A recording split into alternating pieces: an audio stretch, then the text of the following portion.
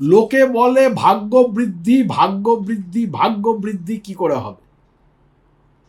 দেখুন, বৃহস্পতির কৃপা না হলে ভাগ্য বৃদ্ধি হওয়া খুব কঠিন, এটা তো আপনি মানবেন। বৃহস্পতিবার হলুদ রঙের বস্ত্র পরুন, হলুদ ডাল, হলুদ বা কলা দান করুন, ভগবান বিষ্ণুর পূজা করুন। একটা মন্ত্র বলছি, একদম ধন্বন্তরী মন্ত্র। মন্ত্রটি হচ্ছে ওং হ্রিং বৃহস্পতয়ে নমঃ। ওং হ্রিং বৃহস্পতয়ে নমঃ 108 বার প্রতি বৃহস্পতিবার দিন থেকে শুরু করে প্রতি বৃহস্পতিবার করবেনই, প্রতিদিন করবেন, এভরিডে। কারণ বৃহস্পতি কিন্তু এই সময় খেলা শুরু করে দিয়েছেন কর্কট রাশিতে।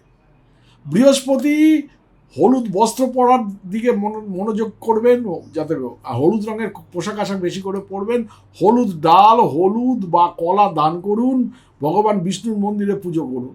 সৌভাগ্য বৃদ্ধি পাবে, সঠিক গাইডেন্স পাবেন, নতুন আয়ের পথ খুলে যাবে, হবেই হবে। একদম পুরো ধন্বন্তরী অ্যাকশন।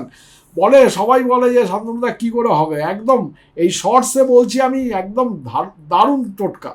হ্যাঁ, ওং হ্রিং বৃহস্পতয়ে নমঃ 108 বার করে প্রতিদিন স্নানের পরে জপ করুন, বা রাত্রিবেলায় বাড়ি ফিরে এসে ঠিকঠাক হয়ে পোশাক টোশাক পাল্টে তারপর জপ করুন। আর যদি পারেন সেই সময়টা হলুদ রঙের বস্ত্র পরে নেবেন, দারুণ রেজাল্ট পাবেন বন্ধু, একদম পাকাপাকি ফাইনাল কথা করবেন। স্নানদ্রব্য, যারা অনেকেই, প্রচুর মানুষ আমার এই স্নানদ্রব্য ইউজ করে প্রতিদিন উপকৃত হন। এই স্নানদ্রব্য, অমৃতবিন্দু স্নানদ্রব্য, আপনারা অ্যামাজনে গিয়ে নবগ্রহ বাথ পাউডার বলে যদি সার্চ করেন তাহলে অতি অবশ্য পাবেন।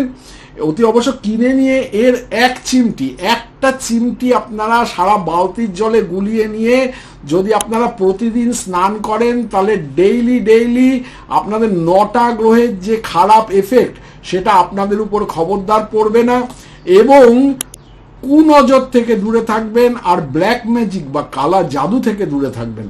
দারুণ রেজাল্ট। আমরা সব পরিবারে সবাই আমরা এটা ইউজ করি। এটা আমার গুরুমুখী বিদ্যা, গুরুদেব শিখিয়ে দিয়ে গেছিলেন যে কি পার্সেন্টেজে কি মেশালে এই নবগ্রহ স্নান দ্রব্য তৈরি হয়।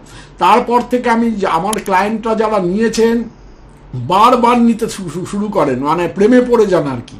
নবগ্রহ স্নানদ্রব্য আপনারা অ্যামাজনে গিয়ে নবগ্রহ বাথ পাউডার, অমৃতবিন্দু স্নানদ্রব্য, নবগ্রহ বাথ পাউডার লিখে সার্চ করলেই এটা দেখতে পাবেন। অতি অবশ্যই দেখে নেবেন।